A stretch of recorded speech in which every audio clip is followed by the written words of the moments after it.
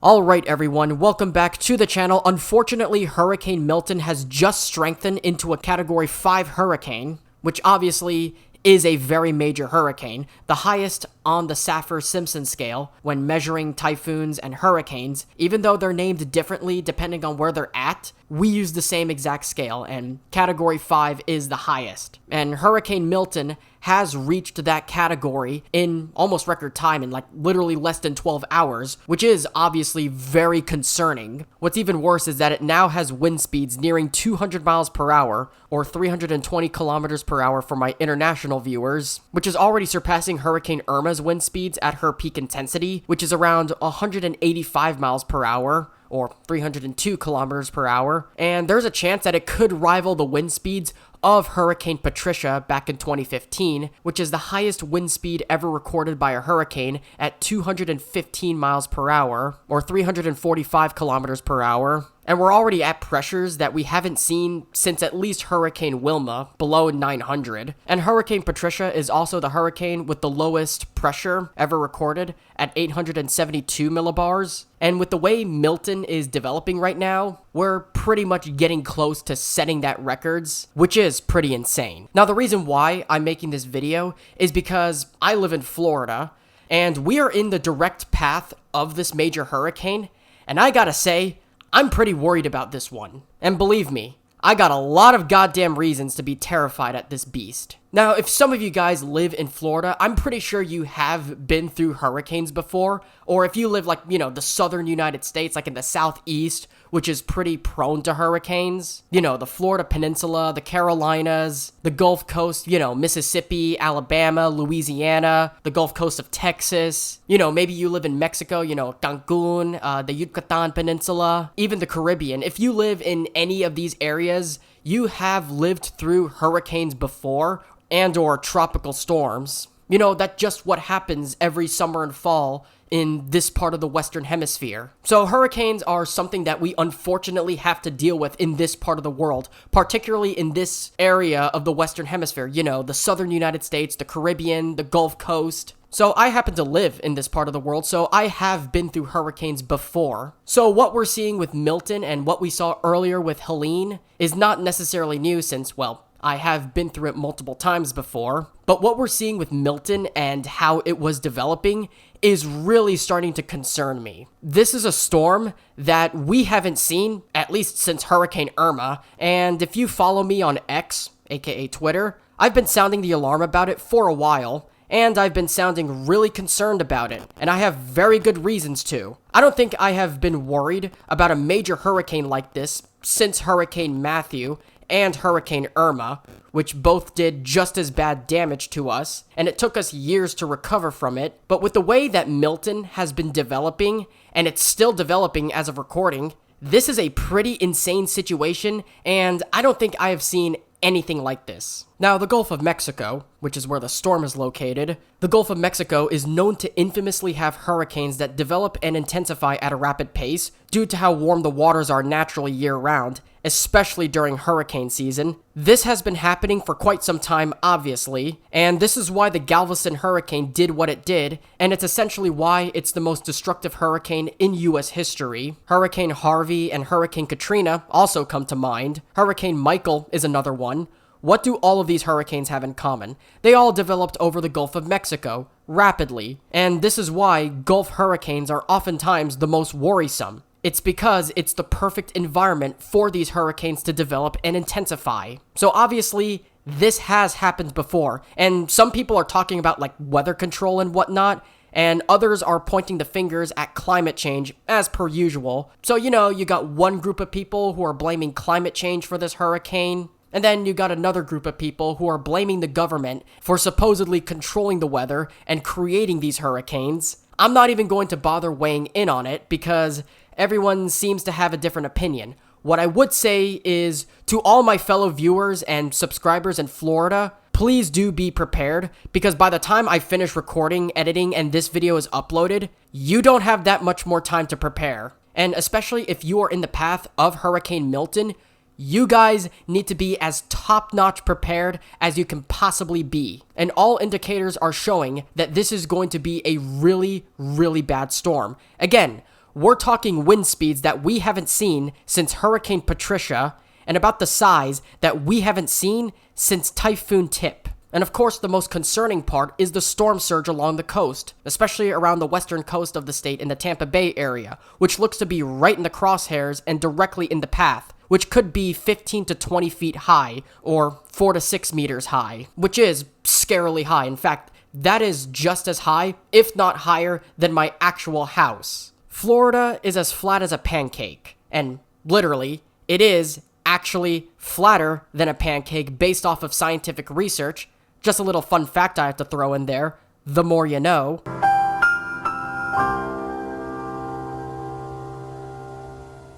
So that basically goes to show you how flat Florida is. The state is literally flat as a pancake. So if you're anywhere near the coast, you should definitely evacuate.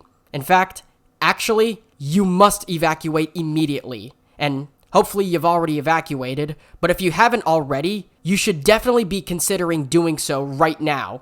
Because again, it looks like this is going to be a really bad one.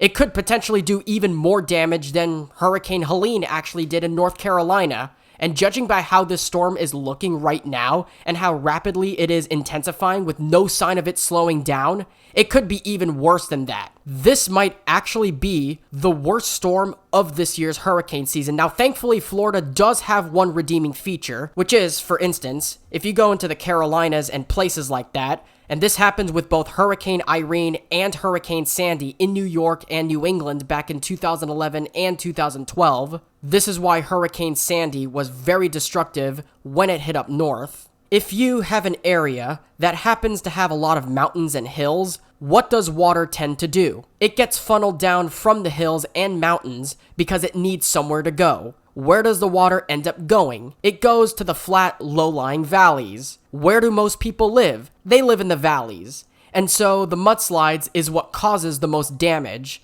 and you get roads washed out, bridges washed away, homes destroyed, the flat valleys are completely flooded and whatnot. This is, to an extent, what we saw with Hurricane Helene. This is also what causes a lot of the damage, especially in the Caribbean, which are also very mountainous and are volcanic. The Caribbean islands have a lot of these mountains, hills, and volcanoes, and so when a hurricane hits, it does catastrophic damage due to the rainwater being funneled down from the mountains into the valleys, causing these mudslides, and then you combine that with the storm surge and the wind gusts and the sustained winds, you pretty much get almost unimaginable destruction. Florida, on the other hand, it's pretty flat, and so the rain tends to scrape together in a fairly even fashion and then soak up again. I mean, we literally have thunderstorms almost every single day during the summer months, and as someone who lives here, I can attest to that. It seems to be just very common, especially between the months of March and November, where we just have non-stop endless thunderstorms and rain. That's just what makes the summers here suck. It's not just like, the triple-digit temperatures that we get almost every year. It's also the non-stop rogue thunderstorms that we get on a routine basis. Like Tampa, for instance. If I remember correctly, I think it's the lightning capital of the world, actually, from what I've heard. That's also how the hockey team got its name, the Tampa Bay Lightning. It's essentially, you get like a half an hour to an hour of storm and rain, and then it's totally clear. And then the heat comes back and the humidity surges beyond 100% for the high dew point, and you end up getting that quote-unquote smell of rain. And basically, you get what I mean. It's almost like that. It's almost like the climate that is akin to the Amazon rainforest. In fact, parts of South Florida is considered to have an Amazon-like climate, the only part in the contiguous US where a tropical rainforest-like climate exists. And sometimes the summers here are just absolutely goddamn miserable.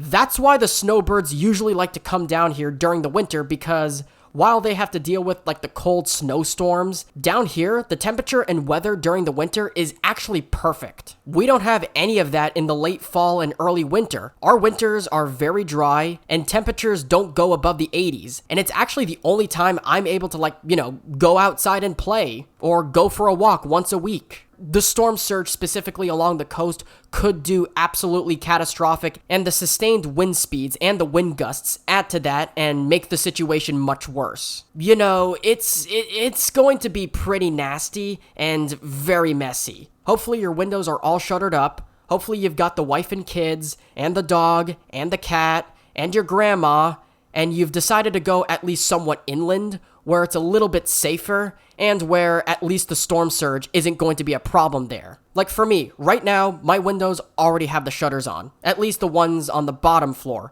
The second floor has hurricane-proof impact windows, so that way we don't have to climb up and worry about any of that. But the non-protected windows are already covered with the shutters. Get the transparent ones if you don't want to worry about being in the dark. That's what I have, so we're not completely and totally in the dark. And as far as storm surge is concerned, where I'm at, we rarely flood every time there's like, a major hurricane that gets like a lot of like heavy rainfall, or every time there's like flooding going on. We rarely have that situation because not only we're inland and are not close to the coast and we're not within like, the evacuation zone and whatnot, but we're still far enough to where that doesn't have to be an issue for us. However, I'm pretty close to the Everglades, which is swampland, and sometimes that can contribute to flooding, which I'm only a tad concerned about. I'm really more worried about my roof than I am about anything else really. But right now, we have estimates that the storm surge could be between 10 to 15 feet, maybe even 25 feet at the maximum. It's no telling exactly how high it'll be. The hope is that people are overestimating it, and it'll end up being lower than that. But regardless though, it's going to be a catastrophic storm. It's strengthened rapidly, it's still intensifying, the storm has reached the points to where we're already starting to set records in terms of pressure, wind speeds, and projected storm surge. It's going to be extremely dangerous. And so I know people sometimes, there's people from Florida who would say, well, I've been through hurricanes before, this is no biggie. Yeah, okay, I've also been through hurricanes before too. You do realize there's a difference between a Category 1 hurricane or a tropical storm and what we're seeing here. Hopefully, best case scenario, it weakens from what it is right now at its peak intensity before it slams into the coast. You never are really quite sure. And so, if I was living in the coast instead of where I'm at right now, I would have already evacuated the second the storm started forming, considering its pattern movement and considering where it's located in the Gulf of Mexico, which again, as I mentioned before, is infamously known to have storms that rapidly intensify and form at a very quick pace. But some people haven't evacuated yet, and some people can't evacuate. At this point, I think there are some people that are saying that they're incapable of evacuating at this late point in the game, or there are other reasons why they can't do so, which is rather unfortunate. Again, if you haven't evacuated already, do so before it's too late, because the roads can get crowded, it becomes a complete clusterfuck at times when you're trying to evacuate and you're in an evacuation zone. The hope is that they're okay for the most part. So, as a Florida man myself, to anyone who is within the cone of Milton, be safe out there. I hope that at the very least, you've evacuated if you're on the coast, you moved inland, all your electronic devices are fully charged just in case you end up losing power, you've got some supplies, water, toilet paper comes to mind, non-perishable foods, fill up a bathtub with clean water. Maybe you even got a couple crates of MREs. That will also be good. Like in my case, every year, I always purchase survival kits from My Patriot Supply. It's sort of like this MRE survival kit that, even though it's advertised for like apocalyptic scenarios, and it's usually used by like these doomsday conspiracy theorists, this stuff is actually very perfect for when you live in an area that is prone to hurricanes and other natural disasters. Like if you live in an area that doesn't get a lot of hurricanes, it's still worth to get because, like in Arizona, you get wildfires, California gets earthquakes, Texas, especially in the Dallas area, gets tornadoes. So My Patriot Supply is really useful when it comes to natural disasters. Maybe some of you guys have a crate or two of that in stock, or other MREs that you have. When I was a kid, I've always thought about this idea every time a hurricane tries to hit. Like I would think like maybe I would go and get like a rainwater collector, which would be a good idea and would be a great alternative to getting like, bottled water or filling up a bathtub full of water. Although probably the reason why it's rarely suggested is because, the gale force squalls of wind would just blow it away anyway. So I don't know how much it would be worth anyway. So Milton right now looks to be a bad one. And judging by how it's developing, there's currently no recorded sign of it slowing down. It looks like it might be even worse than the one that just scraped across North Carolina and central Appalachia, causing such damage. Again, the one redeeming quality of Florida being, if you're flat as a pancake, you don't have to deal with what the Caribbean deals with, where the water gets funneled down because you have these hills, mountains, and volcanoes causing mudslides, and ergo becoming even more dangerous. Nevertheless, along the coast, you can expect catastrophic devastation. I believe starting just a few hours from now, later tonight, like maybe around very early in the morning, we're going to start getting a tiny bits of hints of what we might expect. And then tomorrow afternoon, as the storm is inching closer, you're going to start getting inclement weather, high winds and rain that will get progressively worse. And then on Wednesday, I believe, is when the surge will start happening. And then Thursday is when the storm makes touchdown and landfall.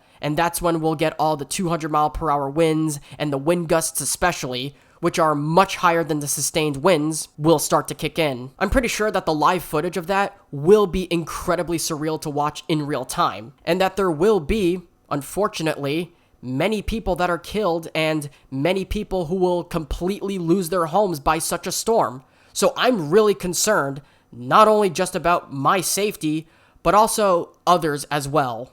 Don't worry, I will keep each and every single one of you guys updated on X. I will post my footage from my perspective and other perspectives and what's going on at that moment. I'll keep you guys updated on my situation and show you guys that I am okay, and for the most part, I will be just fine. So to all my fellow Floridians, we're all in this together. Be safe. If you're in the path of Milton and you can't evacuate, just do whatever you can. And this applies to everyone, even if you live inland. Board up those windows with your shutters, charge up your devices, make sure you have your toiletries and supplies ready, and, get to the upper floors if you got one.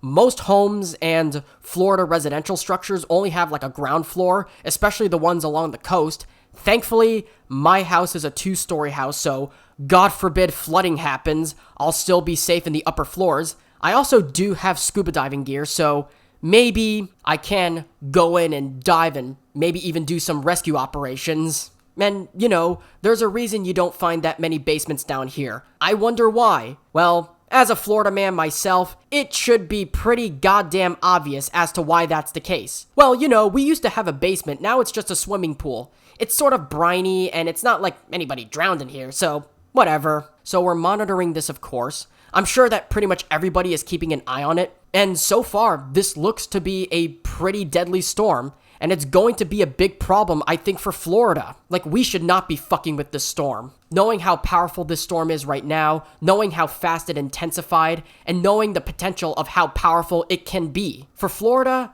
this is going to be such a big issue. And of course, we cannot forget that this year is an election year, so expect this to be taken advantage of. Consider this an October surprise, if you want to call it that. And this is within an area that Trump tends to predominate. Florida is a state where MAGA Republicans tend to thrive, and is also to some still considered a swing state, much like with North Carolina. So of course, as a news guy, and not just a news guy, but a political analyst, I get asked this question. How will this affect voting, considering that this year is an election year? I don't think, by the way, that this will have any effect. Some people are perceiving this and are claiming that this is going to affect voting patterns, that Florida and North Carolina are now in play because they're going to get epically curb stomped by hurricanes. And they'll dovetail this with Trump's response to Hurricane Maria in Puerto Rico, where he gave everyone paper towels. I don't think so. I don't see this badly affecting polling too much. If it does,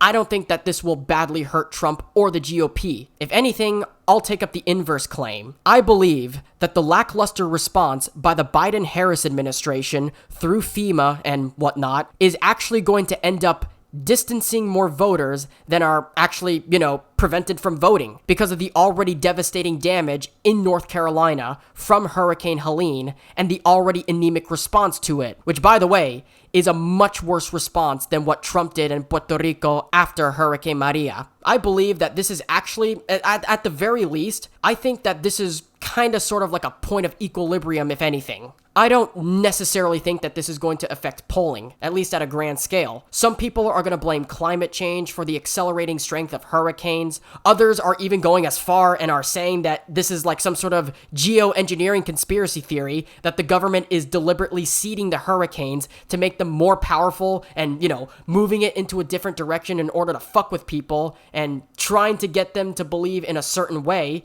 I'm not going to comment on that whatsoever. I mean, yeah, the technology is there, cloud seeding does exist, but you don't need to chalk it up to that. In fact, seeding hurricanes is actually impossible. I believe the same people who believe that fucking bullshit are the same ones who believe that chemtrails are mind control gases that are causing us to be more docile and tolerant towards authority. Seriously, what the fuck are you guys smoking? 'Cause get me some of that shit right now while the hurricane is happening. 'Cause it must be that good. But all seriousness, for those who want to bring in climate change into the conversation, or they just want to make up conspiracy theories about weather control, you can just chalk it up to, hurricanes happen this time of year. Rather unfortunate that it's so powerful, and the warm waters of the Gulf of Mexico allow this to happen. But I don't think this is going to swing the election, let alone affect it. Again, if anything, if it swings at all, I think it might swing in Trump's favor because people are just so pissed off at the response to Helene. Like, you look at Kamala Harris's off-the-wall response to the North Carolina thing that's happening, and what's her response? Well, we're just gonna go and give more aid to Lebanon. Yeah, that definitely went pretty swimmingly. People are suffering in the state of North Carolina. Yeah, let's go and send more aid to Lebanon instead. No! Oh my god, she is such a turd sandwich. People definitely were scratching their head after hearing this. Even some, liberal and Democrat commentators were raising their eyebrows and saying, "What the fuck are you talking about, woman?" After dealing with Hurricane Helene, we're about to get a storm that is just as bad, if not worse than Helene and Hurricane Milton. I just hope everyone's prepared, hope everyone is evacuated, and if you're within the track and you're within Florida, stay safe out there. And with that being said, thank you guys so much for watching. If you guys enjoyed, be sure to hit that like button down below. And if you're new around here, be sure to subscribe to the channel and ring the little notification bell.